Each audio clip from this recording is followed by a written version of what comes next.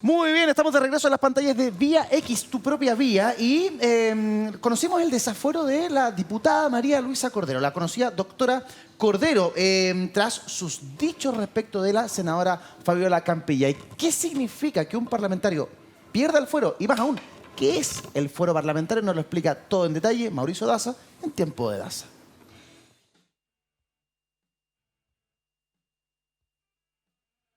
Bueno, se ha hablado mucho acerca del desafuero, pero la pregunta obvia es, bueno, ¿de qué se trata? ¿Qué es esta ventaja? ¿Es una ventaja realmente para el parlamentario o es algo más? Bueno, nos vamos a detener un segundo a analizar el fuero parlamentario. ¿En qué consiste el fuero parlamentario? Lo vamos a ver además en esta ficha. Bueno, en primer lugar es un beneficio de carácter procesal en materia penal. Y esto no es un beneficio a la persona del parlamentario, sino es un beneficio a la función del parlamentario, para que la pueda desarrollar de una buena manera. Esa es la lógica detrás, ¿no? Proteger la función. Por eso mismo, el desafuero, o el fuero más bien, es irrenunciable. Ustedes han escuchado a varios diputados, senadores que dicen, no, que me investiguen, yo renuncio al fuero. Mentira, ellos no pueden renunciar porque el fuero beneficia al cargo, no a la persona. ¿En qué consiste este beneficio procesal? Impide que una persona pueda ser acusado penalmente o que se restrinja de cualquier forma su libertad personal sin que exista una previa autorización por parte de un tribunal, que no es cualquier tribunal, es un tribunal superior de justicia, es la Corte de Apelaciones del respectivo lugar. Pero claro, esto tiene una excepción que es precisamente los delitos de flagrancia, ¿no? O sea, si pillan al parlamentario con las manos en la masa, entre comillas, cometiendo un delito, ahí claro que lo pueden detener inmediatamente, pero solamente para colocarlo a disposición de la respectiva Corte de Apelaciones para que se pronuncie precisamente acerca del fuero. Ahora, ¿qué es lo que ocurre? ¿Quién conoce este tema del fuero? Bueno, lo conoce el Pleno de la Corte de Apelaciones, todos sus miembros. Y en contra de la resolución que da luz verde al desafuero, se puede apelar y ahí conoce el Pleno de la Corte Suprema. Nosotros habíamos hablado antes acerca de las materias que conoce la Corte Suprema y cómo funciona, ¿se acuerdan? Funciona básicamente a través de salas, pero en algunas materias, más bien excepcionales, conocen los 21 ministros. Esta es una de ellas, los desafueros parlamentarios. Ahora, ¿qué es lo que pasa si es que se acoge o si se rechaza el desafuero? Veámoslo en la siguiente imagen. Bueno, si se acoge el desafuero, entonces lo que ocurre es que se sigue la causa en contra del parlamentario, pero la ley establece que tiene que realizarse en plazos más acotados, más rápidamente que un juicio normal, precisamente para proteger la función del parlamentario y disipar la situación de duda que existe en relación a su responsabilidad penal en un determinado hecho. Lo segundo, queda suspendido del cargo mientras obviamente está desaforado. Eso significa que no puede intervenir en la sala ni en comisiones, pero sigue recibiendo su dieta y las asignaciones parlamentarias. Ahora, obviamente si está suspendido el cargo no se cuenta para los efectos de establecer un quórum, ¿no? Establecer la mayoría de 2/3, 3/5, 4/7 o 50% más uno, bueno, se resta de la contabilidad a esta persona que está desaforado. ¿Qué pasa si se rechaza el desafuero? Bueno, también lo mostramos en esta imagen. Si se rechaza el desafuero, lo que ocurre es que básicamente la causa termina, se sobresee definitivamente, o sea, la causa muere para siempre y queda esto ya terminado de manera definitiva. Ahora, solamente agregar, porque muchas veces se dice, oye, ¿sabe qué? Claro, estos señores tienen una ventaja, el desafuero, ¿no? No, el desafuero es solamente para ver si es que existe mérito o no, para que se siga una causa. Una vez desaforado, se sigue la causa hasta que se completa el proceso, que puede terminar incluso con una sentencia absolutoria, en muchas veces, o con una sentencia condenatoria. Obviamente, si lo absuelven, vuelve a la función legislativa. Pero hay otro beneficio que es distinto. Muchas veces se confunde, que es básicamente la inviolabilidad parlamentaria. Pero esa es otra materia, como lo vamos a ver acá. La inviolabilidad no es un beneficio procesal, es un beneficio de fondo, que lo que hace básicamente es hacer que por las opiniones y votos que emiten los senadores y diputados en las sesiones, en sala y en comisiones, no generan responsabilidad alguna al parlamentario. O sea, por los dichos de los parlamentarios en su función parlamentaria, ellos no tienen una responsabilidad. Usted no se puede querellar por calumnia, porque, oiga, lo ofendió, o una indemnización porque no me gustó lo que dijo. No, no tienen responsabilidad. Pero esto tiene un sentido. Uno dirá, ¿por qué esta ventaja? Bueno, proteger precisamente la función parlamentaria, que es una función que involucra la representación de la comunidad, ¿no? Y para los efectos que pueda existir un debate abierto, para que se pueda muchas veces denunciar, ¿no?, de una manera clara y precisa ciertos antecedentes, sin el temor a que sean querellados o demandados de vuelta, se establece este beneficio, insisto, para lo que es la función parlamentaria. En el caso concreto de la diputada Cordero, solamente se ha aprobado en primera instancia por la Corte de Apelaciones de Santiago el que sea desaforada. Tiene la posibilidad de apelar a la Corte de Apelaciones, perdón, a la Corte Suprema, que el Pleno lo va a analizar. Si el Pleno lo ratifica, entonces en ese caso queda desaforada y tendrá que enfrentar un juicio por el delito de injurias, que además fue presentado por la senadora Campillay, precisamente por dichos que dio la diputada, pero ojo, dichos que dio fuera de la sala, fuera de las comisiones, porque en ese ámbito sí que no tienen protección los parlamentarios. Oye, Mauricio Daza, eres una verdadera clase de educación cívica. Está muy bien. Bueno, esa es la idea de la sección, pues, me encanta ir de la contingencia un poco más y saber cómo funcionan nuestras instituciones, que también es algo muy importante. Sí.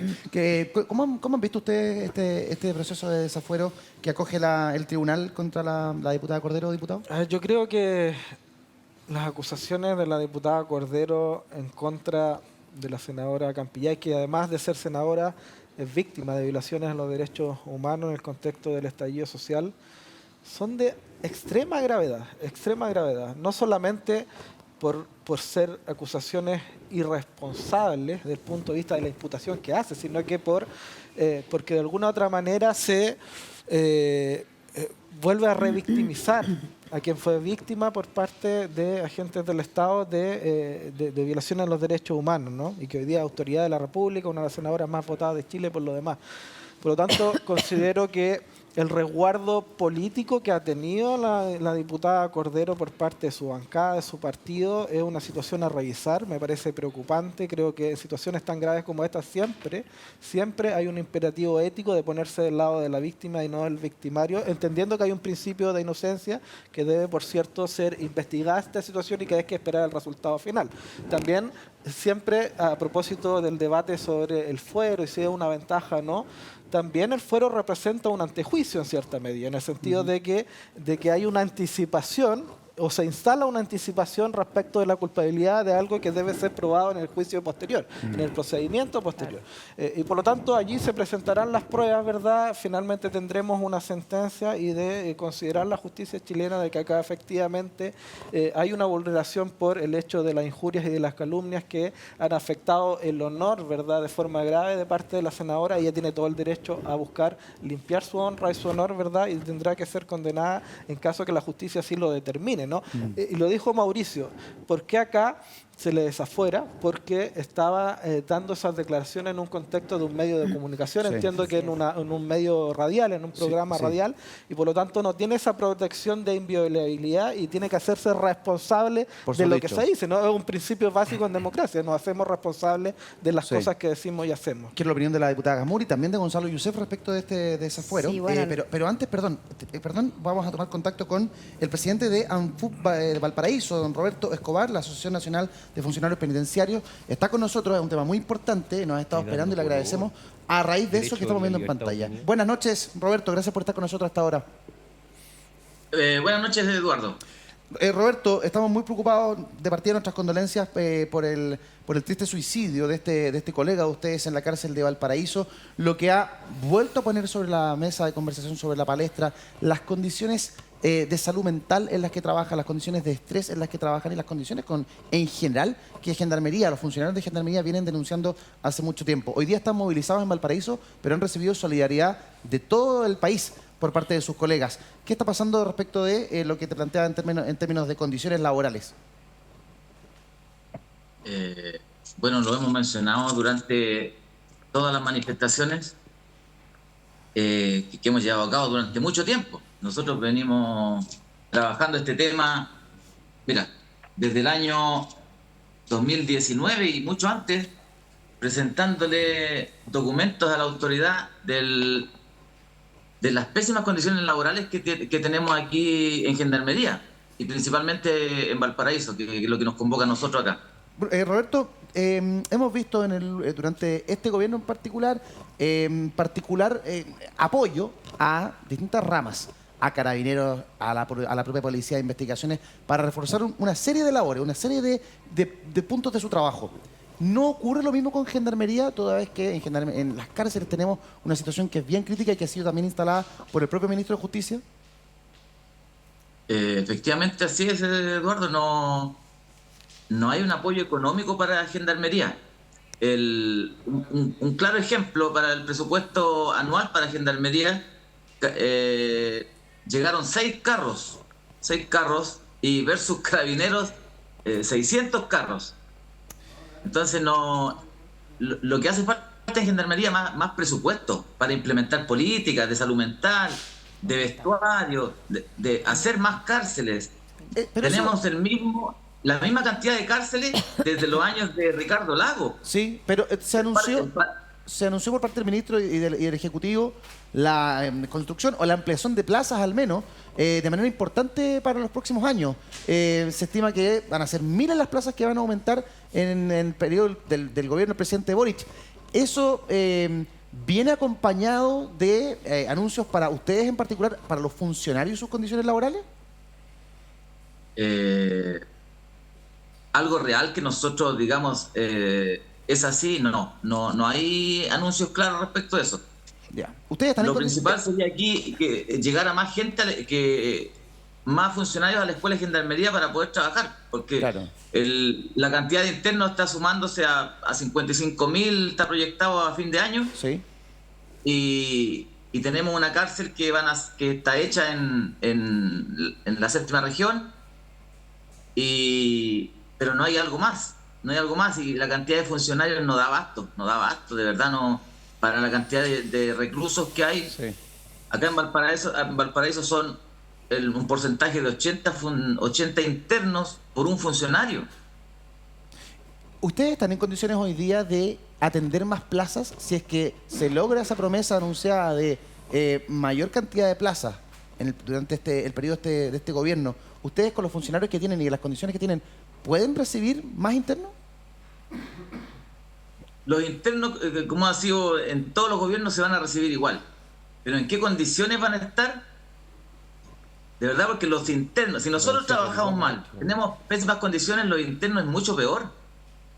Con las piezas llenas de chinche, baratas, los patios ratones, los internos sí que están en pésimas condiciones, aquí en Valparaíso al menos. Sí. En un módulo hay 80 celdas y de las 80 celdas están funcionando 35 celdas. Tenemos ¿Y el resto? hacinados a los internos. ¿Y hay 35 de 80 funcionando y el resto? Están malas, porque no tienen taza, no están operativas, o los internos simplemente han hecho tiras sus murallas porque corroen el cemento y sacan los fierros para realizarse armas. Estoques, claro. Hoy, ¿qué es lo que más les urge a ustedes como gendarmes para poder funcionar correctamente? ¿Qué es lo que más necesitan?